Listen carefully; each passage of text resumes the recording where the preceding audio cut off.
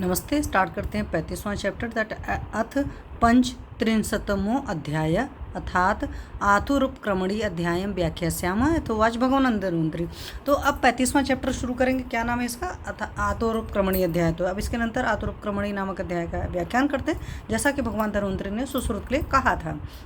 तो आतुरम उपक्रमणेन भिषजा आयुरादेव परिच्छितव्यम सत्य आयुषी व्याधितृत्व अग्नि वयो देह बल सत्व सात्म प्रकृति भेषज देशान परिच्छेद।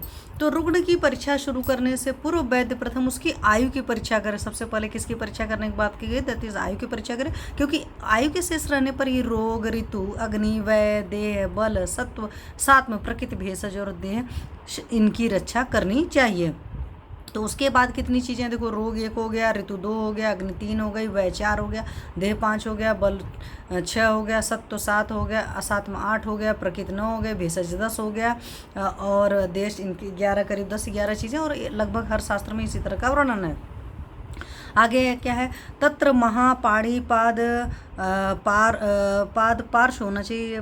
इसमें ना थोड़ा सा स्पेलिंग गलत लिखती है कई बार, मिसप्रिंट टाइप की एक्चुअली है। पार्श्व पृष्ठ स्तनाग्र दशन वदन स्कंध ललाटम दीर्घ अंगुली पर्वो श्वास प्रेक्षण बाहु विस्तीर्ण भ्रूस्तनांतरोस्तकम ह्रस्व जंघा मेढ्र ग्रीवम गंभीर सत्व स्वरानाभि मनुचैर्बद्धस्तनुम उपचित महारोम रोमशकर्ण पश्चान मस्तिष्कम श्रातानुलिप्तम मूर्धानुपूर्व्या विशुष्यमाण शरीरम पश्चान विशुष्यमाण हृदय पुरुषम जानीयाद दीर्घायु स्वल्वयमिति तम एकांतेन उपक्रमेत एभिर्लक्षणैर्विपरीतेर अल्पायु मिश्रैर मध्यम आयुरिति।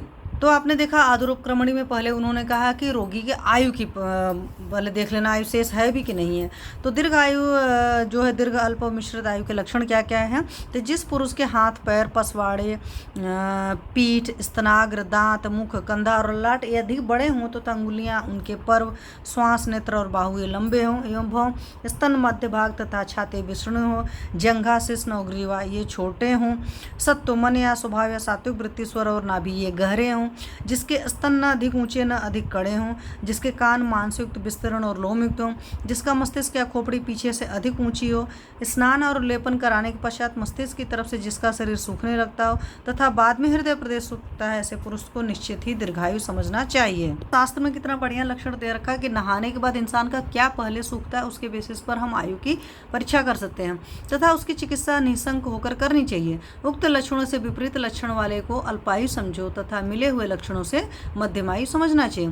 भवंती छात्र तो गुण संधि सराय स्नायु सहतांग स्थिरेन्द्रिय उत्तरोत्तर सुक्षेत्रो यह स दीर्घायुरुच्यते गर्भात प्रभृत्य रोगो यह सनय समुपचिते शरीर ज्ञान विज्ञान स दीर्घायु समासत।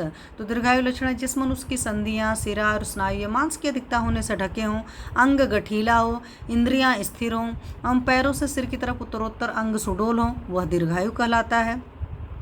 जो व्यक्ति गर्भधारण से लेकर जन्म होने तथा उसके बाद से भी रोग रहित हो तथा जिसका शरीर ज्ञान और विज्ञान धीरे धीरे अवस्था अनुसार बढ़ रहे हों, वो साधारणतः दीर्घायु है। मध्यमस्य आयुषो ज्ञानमत ऊर्ध्वं निबोध में अधस्ताद क्षयोरयस्य लेखास्योर्व्यक्तमायतः द्वे वा तिस्रो अधिका वापि पादे कर्णो च मांसलो नासाग्रम ऊर्ध्वश्च भवेदूर्ध्व लेखाश्च पृष्ठतः यस्य स्युस्तस्य परम आयुर्भवती सप्तति। तो मध्यम आयु का लक्षण क्या होता है? इसके नंतर मध्यम आयु का ज्ञान मेरे से जानो। जिस मनुष्यों के नेत्रों के नीचे 2, 3 या अधिक लंबी तथा साफ रेखाएं दिखाई देती हो तथा पांव और कान मांसल हो, नासा का अग्रभाग ऊपर की ओर उठा हुआ हो तथा पीठ पर ऊर्ध्वमुखी रेखाएं हो, उसको ज़्यादा से ज़्यादा 70 वर्ष की आयु होती है। जघन्यस्य आयुषो ज्ञानवत् ऊर्ध्वं निबोध में हर्स्वानि यस्य पर्वाणि सुमः च्वापि मेहनम तथोरस्य अवलीढानि न च स्यात् पृष्ठम् आयतम् ऊर्ध्वं च श्रवणो स्थानान् नासा चोच्चा शरीरणे हस्तो जलपतो वापि दन्तमासं प्रदृश्यते प्रेक्ष्यते यश्च विभ्रांतं स जीवेत पंचविंशतितम्। तो अल्पायु का है कि इसके अंतर हिनायु के लक्षण मेरे से जानो। जिस मनुष्य के अंगुली पर छोटे तथा शिश्न दीर्घ हों एवं परशुकाएँ छाती में और लीढ़ मतलब दबी हों और पीठ चौड़ी न हो, जिसके कान अपने स्वाभाविक स्थान से ऊंचे उठे हों तथा नासा भी कुछ ऊंची एवं हंसते तथा बोलते दांतों के मसूड़े दिखाई देते हों और जो विभ्रांत होकर आँख घुमाते हुए देखता हो वो मनुष्य 25 वर्ष तक जीवित रहता है। 25 ओनली, ये सोच लो जो एज तक है उनका ये लक्षण दे रखा है। आगे क्या है, अथ पुनरायुषो विज्ञानार्थम अंग प्रत्यंग प्रमाण सार अनुपदेक्ष्याम तत्र अंग अन्यानि तराधिक शक्ति बाहु शिरसि तद अयवा प्रत्यंज्ञानिति तत्र स्वारंगुले पाद अंगुष्ठ प्रदेशे द्वय अंगुलायते प्रदेशान्यास्तु मध्यमा अनामिका कनिष्ठिका यथोत्तरं पंचभागहीना चतुर्लांगते पंचांगुले विस्तृते प्रपदपादतले पंच चतुरांगुल आयत विस्तृता पाषणी चतुर्दश अंगुलायतः पाद चतुर्दशा अंगुल परिहानि पाद गुल्फ जंघा जानु मध्यानि अष्टादश अंगुला जंघा जानु परिश्रांच त्वात्रिंशदम् अंगुलम एवं 50 जंघायां समावुरु। तो शरीर प्रमाण वर्णन पे आयुष्य के ज्ञान के लिए शरीर के अंग और प्रत्यंगों के प्रमाण तथा सार इनका वर्णन करते हैं। उनमें शरीर का मध्य भाग अंतराग्धि, 2 शक्ति मतलब 2 टांगे, 2 बाहु और सिर, ये 6 अंग षडंग कहलाते हैं तथा उनके वह प्रत्यंग कहलाते हैं। उनमें अपने अंगुलों से पाँव के अंगूठे और प्रदेशनी की लंबाई 2-2 अंगुल होती है। प्रदेशनी से मध्यमा, मध्यमा से नामक्या और नामक्या से कनिष्ठ क्रमशः 5वां भाग कम होती जाती है। प्रपद और पादतल 4 अंगुल लंबे और 5 अंगुल चौड़े होते हैं। एड़ी 5 अंगुल लंबी और 4 अंगुल चौड़ी होती है। पाँव 14 अंगुल लंबा होता है। पाँव का मध्य, गुल्फ का मध्य, जंघा का मध्य, घुटने का मध्य भाग 14 अंगुल परिमाण के होते हैं। जंघा 18 अंगुल लंबी होती है। जानु संधि से ऊपर कटी संधि तक का भाग 32 अंगुल लंबा होता है। इसी तरह जंघा, जानु और ऊपर का भाग मिलकर सबकी लंबाई 50 अंगुल होती है। जंघा के समान प्रमाण के अर्थात 18 अंगुल होते हैं। तो आप देखते हो हमारे यहाँ शास्त्र में, आयुर्वेद शास्त्र में खास करके अंगुली प्रमाण का वर्णन है और अंगुली का जो प्रमाण होता है वो अपनी अंगुली से लिया जाता है और ये ज़्यादा कस्टमाइज है देन मॉडर्न के हिसाब से कि इतनी हाइट पर इतना वेट हो, ये सारी चीज़ें। आगे है द्वय अंगुलानि वृषण चिबुक दशन नासापुट भाग कर्ण मूल नयंतराणि चतुरंगुलानि मेह वदन अनंतरान कर्ण ललाट ग्रीयोच अंतराणि 12 अंगुलानि भग विस्तार मेहन नाभि हृदय ग्रीवा स्तन तर मुखायां मणिबंध प्रकोष्ठ स्थलानि इंद्रबस्ति परिहाणास पीठ कुर्परायंतरायाम 16 अंगुलः 24 अंगुलो हस्त 33 अंगुल परिमाणो भुज 32 परिणाः उरु मणिबंध कुर्परांतरम 16 अंगुलम तलम षट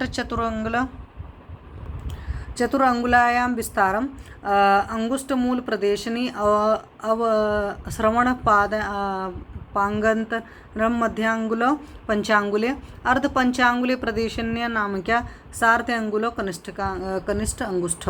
तो वृषण मतलब थोड़ी, दांत, नासापुट, कर्ण, मूल और नेत्रों का मध्य भाग ये 2-2 अंगुल के होते हैं। शिश्न, मुख, नासावंश, कर्ण, ललाट, ग्रीवा और दृष्टिमंडल के बीच का अंतर ये सब 4 अंगुल के होते हैं। भग मतलब योनि का विस्तार, शिश्न और नाभि का अंतर, नाभि और हृदय का अंतर, हृदय और ग्रीवा मूल का अंतर, दोनों स्तनों के बीच का अंतर, थोड़ी से ललाट तक मुख की लंबाई और मणिबंध और प्रकोष्ठ का परिणाम है प्रत्येक 12 अंगुल लंबे होते हैं। इंद्रबस्ती अथवा जंघा के मध्य का परिणाम, स्कंद और कोहनी के मध्य का अंतर ये 16 अंगुल के होते हैं।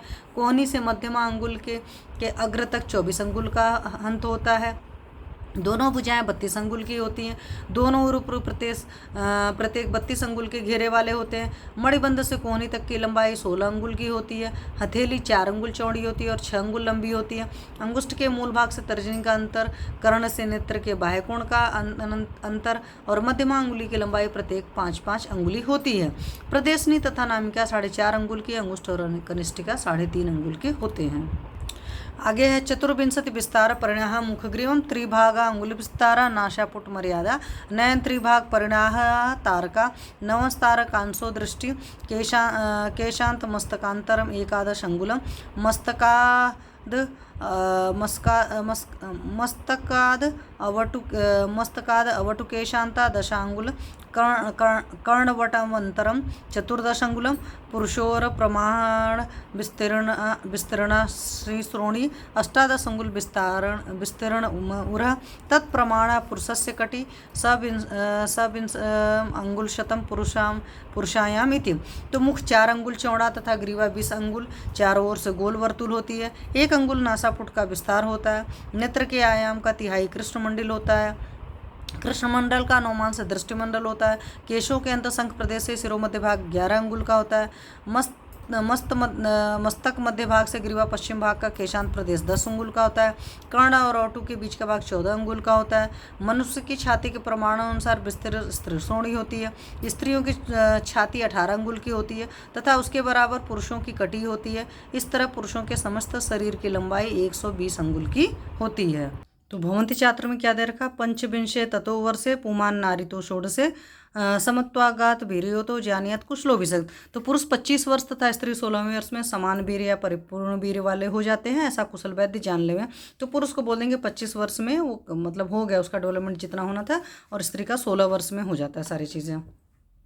तो देह स्वंग्लरेश यथा वदनुकीर्तितः युक्त प्रमाणेन आनेन पुमान वा यदि वा अंगना दीर्घम आयुर्वापनोति बिंतच महदृच्छति मध्यम आयुर्वित्तम हिनस तथा अवरम।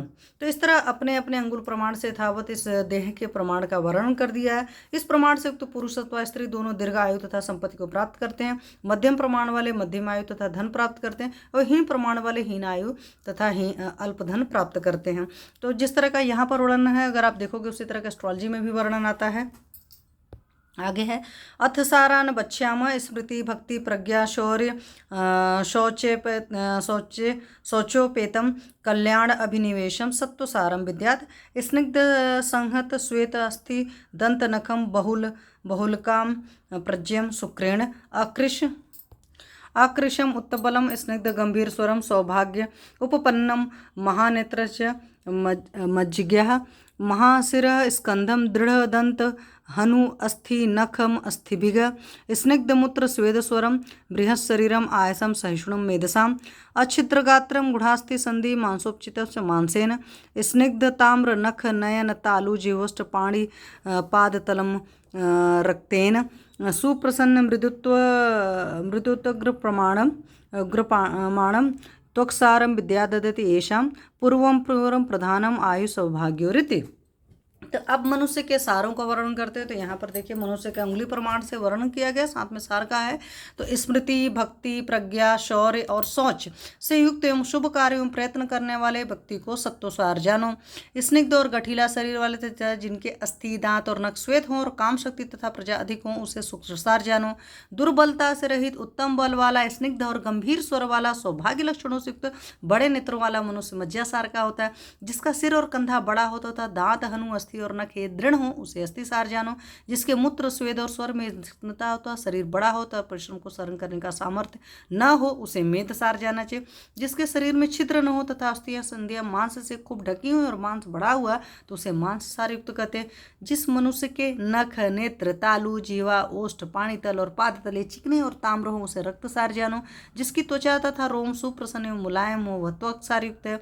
इन सारों में पुरपुर के सार वाले मनुष्य का आयु तथा सौभाग्य की दृष्टि से प्रधान समझना चाहिए। तो सबसे बढ़िया सार कौन सा हुआ, आपका सत्वसार हुआ। तो विशेष तो अंग प्रत्यंग प्रमाणाद अथ सारत परिच्छ आयु सुनिपुणो विष्क सिद्ध्यति कर्मसुत। विशेष रूप से शरीर के अंग तथा प्रत्यंगों के प्रमाणों और सार की परीक्षा करके सुनिपुण वैद्य चिकित्सा कर्म में सफलता प्राप्त कर सकता है। आगे क्या है, व्याधि विशेषास्तु प्राग्विहितः सर्व एतैत त्रिविधाः साध्या अयाप्या प्रत्याख्येयाश्च तत्र एतान् भूयिष्ठा परिच्छेद किम सा उपसर्गिक प्राक केवल अन्य लक्षण इति। तो क्या है, व्याधियों की विशेषताओं को पहले प्रथमाध्याय में कहा आए हैं। ये सर्व प्रकार की व्याधियां साध्य याप्य और प्रत्याख्य भेद से 3 प्रकार की होती हैं। उनमें से इनकी फिर 3 तरह की परीक्षा करनी चाहिए कि यह रोग औपसर्गिक है या प्राक केवल है अथवा अन्य लक्षणों वाली है। तत्र औपसर्गीय यह पूर्वोत्पन्नम व्याधि जघन्य का। तो जगन्य काल जातो व्याधिरुपसृजति स तन्मूलम एवोपद्र संज्ञः प्राक केवलो यह प्राग एवोत्पन्नो व्याधिर्पूर्वरूपो अनुपद्रश्च अन्य लक्षणों वा भविष्यद व्याधि ख्यापकः स पूर्वरूप संज्ञ। तो उनमें से जो प्रथम उत्पन्न हुई व्याधि के उत्तर काल में उत्पन्न होती तथा उसी के साथ मिलता है तथा प्रथम व्याधि के मूल में ही जिसका मूल है वह औपसर्गिक या उपद्रव संज्ञक व्याधि है। तो औपसर्गिक या उपद्रव संज्ञक इस तरह का होगा। प्राक केवल व्याधि हुआ है जो प्रथम उत्पन्न होकर पूर्व संज्ञक रूप व्याधि नहीं होती तथा उपद्रव भी स्वरूप भी नहीं होती है। अन्य लक्षण व्याधि हुआ है जो भविष्य में होने वाली व्याधि की सूचना देती है तथा उसी को पूर्व रूप भी कहते हैं। तो अन्य लक्षण वाला आपका पूर्व रूप वाला हो गया, औपसर्गिक मतलब उपद्रव के साथ हो गया, प्राक केवल में अकेली रहेगी वो। सिंपल लैंग्वेज में समझना तो ये है। तो तत्र स उपद्रवम अन्य विरोधेन उपक्रमेत बलवंतम उपद्रवम वा प्राक केवलम यथा स्वं प्रतिकुर्वित अन्य लक्षणे तु आदि व्याधो प्रयतेत। तो उसमें उपद्रव युक्त व्याधि की चिकित्सा मूल व्याधि तथा उपद्रव में परस्पर विरोध न हो उस तरीके से करनी चाहिए, अथवा बलवान उपद्रव की चिकित्सा प्रथम करनी चाहिए। प्राक केवल प्रधान व्याधि में यथा दोषानुसार उसकी विशेष चिकित्सा करें। अन्य लक्षण व्याधि में व्याधि की प्रथमावस्था की चिकित्सा करने का प्रयत्न करना चाहिए। आगे क्या है, भवती छात्र में नास्ति रोगो बिना दोषैर्यस्मात् तस्माद् विचक्षण अनुक्तमपि दोषाणां लिंगर व्याधिम उपाचरेत। तो यहाँ पर है दोषों के प्रकोप बिना रोग उत्पन्न नहीं होता है, इसलिए लक्षणादि से अनुक्त रोग की चिकित्सा दोषों के लक्षणानुसार करनी चाहिए। प्रागभिहिता ऋतवः, ऋतुओं का वर्णन पहले ऋतुचर्या अध्याय में किया गया है। फिर आगे क्या है, शीते शीत प्रतिकारम उष्ण निवारणम कृत्या कुर्यात् क्रिया प्राप्तां क्रियाकालं न हापयेत् अप्राप्ते वा क्रियाकाले प्राप्ते वा न कृता क्रियाहीना अतिरिक्ता वा साधेषु अपि न सिद्ध्यति या हि उदीर्णं समयति न अन्यं व्याधिं करोति च सा क्रिया न तु या व्याधिं हरत्यन्ति उदीर्यते हरत्यंतिम अंतिम उदीर्यते। तो शीत ऋतु में शीत का प्रतिकार और उष्ण और ग्रीष्म ऋतु में उष्णता का प्रतिकार करके प्राप्त किया मतलब क्रिया चिकित्सा करनी चाहिए। योग्य चिकित्सा समय का उल्लंघन नहीं करना चाहिए। अप्राप्त समय में की हुई चिकित्सा तथा प्राप्त समय के पश्चात की हुई चिकित्सा आवश्यकता से हीन तथा अतिरिक्त या मिथ्या चिकित्सा सादे रोगों में सफल नहीं होती है। जो बढ़े हुए दोष को शांत करे तथा अन्य रोग को उत्पन्न नहीं करे उसी को यथार्थ क्रिया चिकित्सा कहते हैं, किंतु जो मूल रोग को नष्ट करने के साथ साथ अन्य रोग को उत्पन्न करे योग्य क्रिया नहीं है। तो कौन सी चिकित्सा सही है, चिकित्सा किसको सही बोलेंगे, वो उसका वर्णन यहाँ पर दिया गया है। आगे है प्रागभी तो अग्निरस पाचक स चतुर्विधवत् दोषानां विपन्न एकक विक्रियाणाम् अपिन्नस्त्रिविधो भवति विषमो वातेन तीक्ष्णः पित्तेन मंदः श्लेष्मणा चतुर्थः सम सर्वसाम्यादित इति। तो पहले व्रणक प्रश्न नामक 21वें अध्याय में उनको पचाने वाली अग्नि का वर्णन किया गया है। वह 4 प्रकार की होती है। वातादि दोषों से रहित एक तथा विकार युक्त के 3 भेद होते हैं, वात से विषम, पित्त से तीक्ष्ण और कफ से मंद तथा सर्व दोषों की समानता से चौथी समाग्नि। आगे क्या है, तत्र यो यथा कालम उत्पन्नम सम्यक पचति स समः समरदोष है। यह कदाचित सम्यक पचति कदाचित आधमान शूल उदावर्त अतिसार जठर गौरवांतर पूजन प्रवाहणानि कृत्वा स विस्मः। यह प्रभूतम अपि उपयुक्तम अन्नम आशु पचति सह तीक्ष्ण स एवाभिवर्धमानो अत्यंगृत्य भासते स मुहुर्मुहुः प्रभूतम अपि उपयुक्तम अन्नम आशुतरम पचति पाकान्ते स गलु तालु ओष्ठ शोष दाह संतापान जनयति। यस्तु अल्पम अपयुक्तम उदरम शिरो गौरव काश श्वास प्रसेक छर्दी गात्र सदनानि कृत्वा महता कालेन पचति स मंद।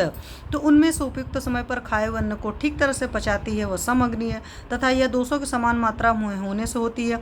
कभी कभी ठीक पचाती तथा कभी कभी अफारा शूल उदावर्त अतिसार पेट में भारीपन आंतों में कूजन और प्रमाण आदि विकार उत्पन्न करती तो उसे विषमाग्नि कहते हैं। जो अधिक खाए हुए अन्न को भी शीघ्र पचाती है उसे तीक्ष्णाग्नि कहते हैं तथा वही जब अधिक बढ़ जाता है तो उसे अत्यग्नि कहते हैं। एवं यह अग्नि बार बार तथा अधिक खाए हुए अन्न को अत्यंत शीघ्र पचा देती है तथा पाक के अंत में गले तालु और ओष्ठ में शोष दाह तथा संताप आदि उत्पन्न करती है। जो थोड़े खाए हुए अन्न को भी उदर और सिर में भारीपन तथा काश श्वास प्रसेक वमन और अंगों में थकावट आदि विकार उत्पन्न करके अधिक देर से पचाती है उसे मंदाग्नि कहते हैं। आगे क्या है, विषमो वातजान रोगास्तीक्ष्ण पित्त निमित्तजान करोति अग्निस्तथा मंदो विकारान कफ संभवान। तो विषम अग्नि वातजन्य रोगों को, तीक्ष्ण अग्नि पित्तजन्य रोगों को और मंद अग्नि कफजन्य विकारों को उत्पन्न करती है।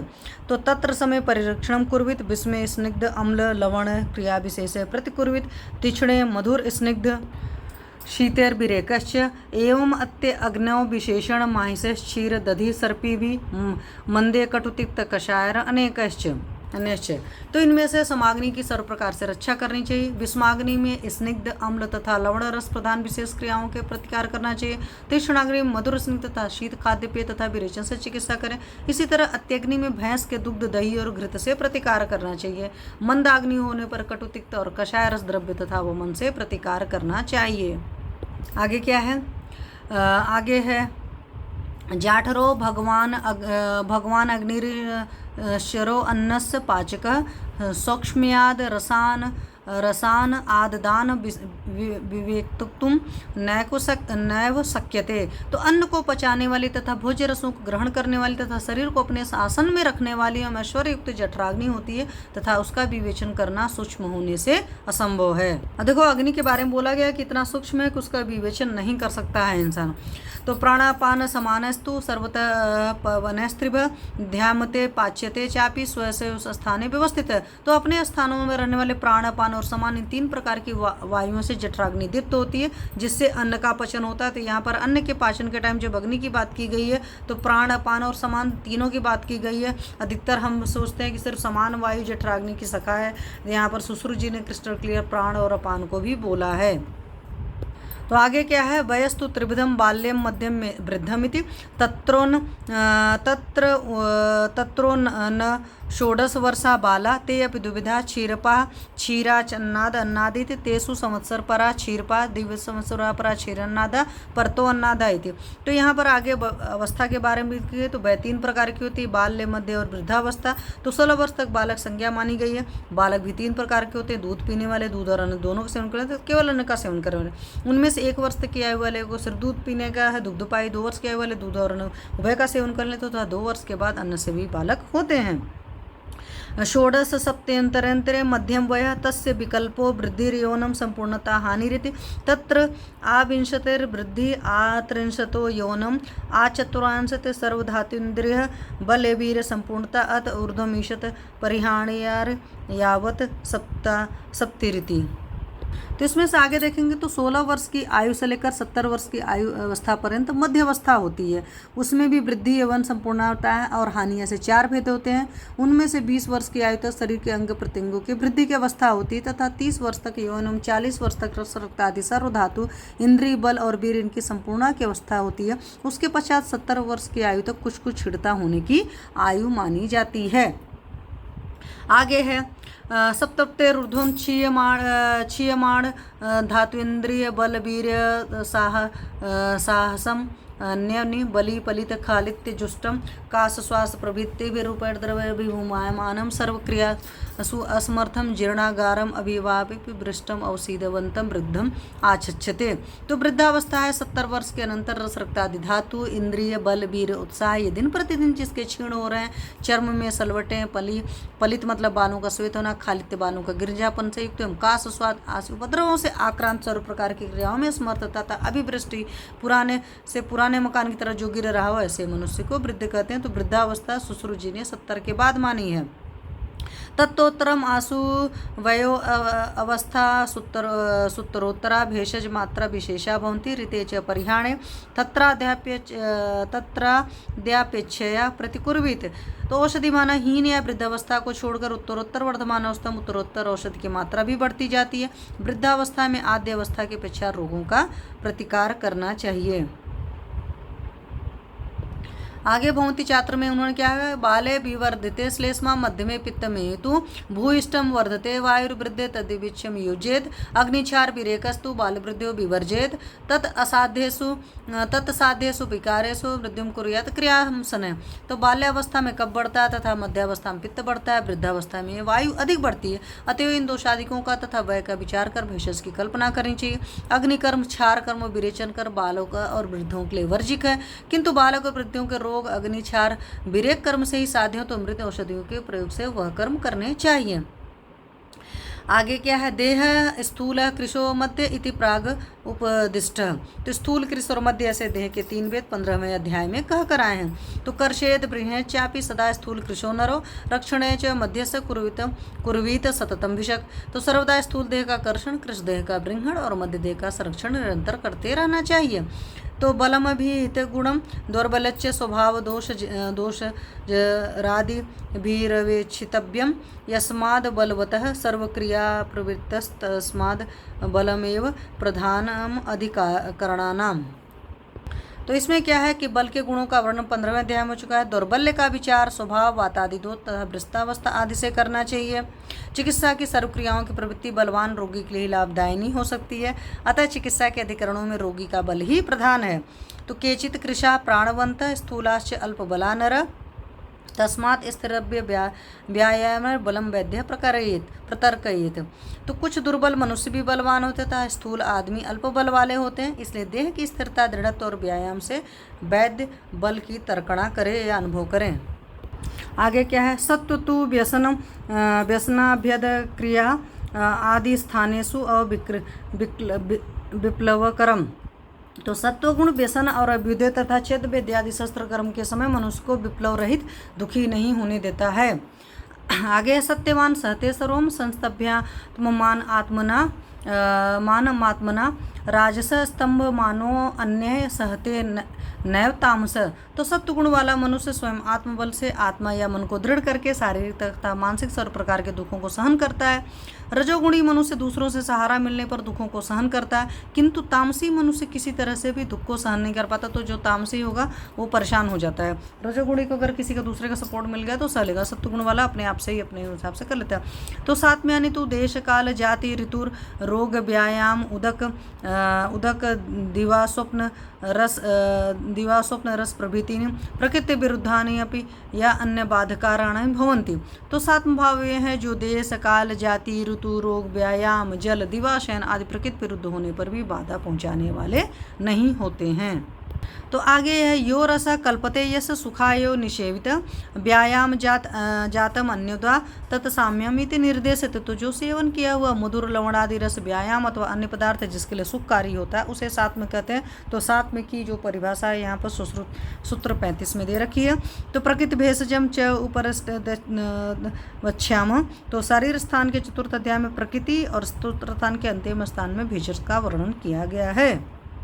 आगे क्या है, देशस्तु आनुपो जांगल साधारण तत्र बहुदक निम्न उन्नतन दिवर्ष गहनो मृदु शीतल अनिलो बहु महापर्वत वृक्षो मृदु सुकुमारोपचित शरीरम मनुष्य प्राय कफ वात रोग भूयिष्ठ अनूप। तो अनूप देश का क्या, तो जो देश है 3 तरह का होता है, जंगल अनूप और साधारण ऐसे करके देश 3 तरह का होता है। उनमें जहाँ जल अधिक होता हो, हरा भरा रहता हो, भूमि में खोदने पर पास ही निकलता हो, पृथ्वी अधिक ऊंची और नीची हो, नदी नाले अधिक हों, वर्षा अधिक होती हो, पवन कोमल और शीतल चलता हो, पर्वत वृक्ष अधिक संख्या में तथा बड़े वृक्ष हों, जहाँ अधिक संख्या पुरुष और स्त्री कोमल अंग वाले सुकुमार और पुरुष वाले शरीर मिलते हैं, जहाँ कफ तथा वायु के रोग अधिक होते हैं, उसे आनूप देश कहते हैं। तो आपको याद रहता है अनुपम तो कफोल बड़म, लेकिन वहाँ पर आनूप देश में जो है कफ और वात दोनों के रोगी ज़्यादा होंगे।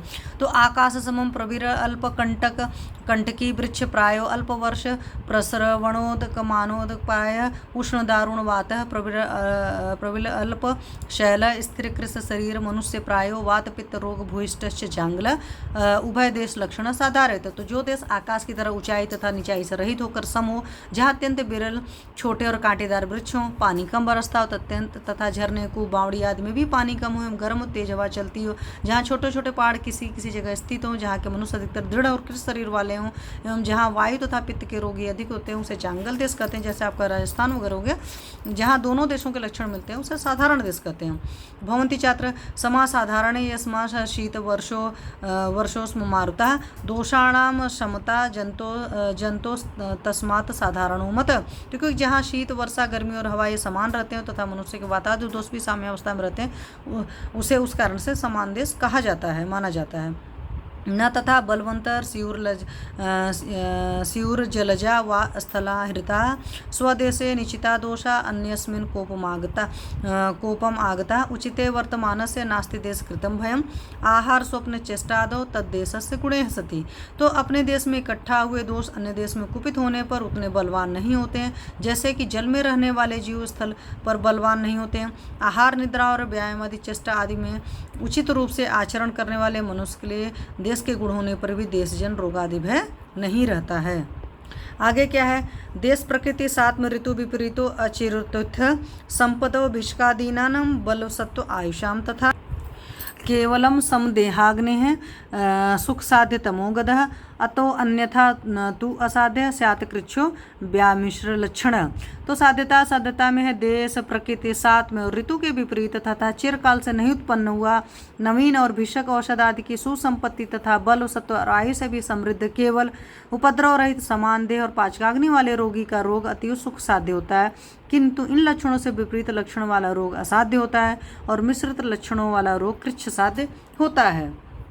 आगे है क्रियायास्तु गुणालाभे क्रिया अन्यां प्रयोजेत पूर्वस्याम शांत वेगायम न क्रिया संकरोहित। तो एक क्रिया बमन विराचन में से कोई एक अथवा रस भस्म घृत तैलास और अवलेह चिकित्सा में से एक के द्वारा गुण लाभ न होने पर उस क्रिया के वेग के शांत हो जाने पर दूसरी क्रिया करनी चाहिए, किंतु दोनों क्रियाओं का सह प्रयोग कर सांकर्य उत्पन्न करना ठीक नहीं है, ये भी यहाँ पर बोला गया है। आगे क्या है, गुणालाभे अपि सपदी यदि सैव क्रियाहिता कर्तव्य तदा व्याधि कृच्छ साध्यतमो यदि। तो क्रिया के परिवर्तन करने से यदि रोग ठीक होने रूपी गुण का लाभ प्रतीत नहीं होता था, रोग भी अत्यंत कृच्छ साध्य होता था, उसमें पूर्व क्रिया शास्त्र अनुभव प्रमाणों से हितकारी ज्ञात होती हो तो उसी को ही कुछ दिन तक प्रारंभ करनी चाहिए। यह एवं एनम विधि में एक रूपम विभक्ति कालादिवशेन धीमान समृत्यु पाशांत जगतो गदोधाय विनत्ति भयशव्यम अपर स्वघेन। तो जो बुद्धिमान चिकित्सक ऋतु अग्नि सात्म्य आदि का ठीक विचार के उक्त प्रकार की मुख्य विधि को चिकित्सा करते हुए शास्त्रानुसार व्यवहार में लाता है, वह मृत्यु के पास तुल्य संसार के रोग समूहों को भैषज रूपी कुठार से नष्ट कर देता है। इति सुश्रुत संहितायां सूत्रस्थाने आतुरक्रमणी नाम 35वां अध्याय। तो इस प्रकार से सुश्रुत संहिता के सूत्र स्थान का आतुरक्रमणी नामक 35वां अध्याय समाप्त हुआ। Thank you.